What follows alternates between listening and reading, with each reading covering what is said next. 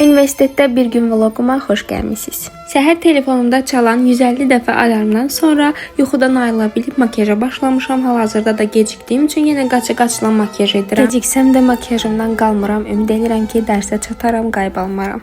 Mənim bir xüsusiyyətim var ki, hər zaman hər yerə gecikdiyimi sanıram, amma hamıdan da tez gedirəm. Və daha sonra evdən çıxdım. Tələbələrin ən çox vaxt keçirdiyi yerə gəldim. Təbii ki, kserkopiya. Və daha sonra isə gəldim universitetə. Burada isə sizə kombinimi göstərirəm. Evdə vaxtım olmamışdı. Daha sonra isə dərsimiz başladı. Burada isə sizə konspektimi göstərirəm. Daha sonra bufet sıxlığı ilə üzləşib qayıdırıq növbəti dərsə. Interesting.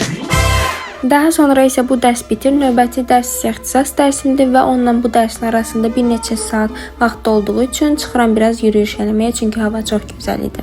Daha sonra isə ixtisas dərsim başladı. Dərsdən sonra isə getdim su almağa, çünki axşam saatlardı və yollar tıxacdı. Bu tıxacda isə həyatda qalmaq üçün su vacib idi.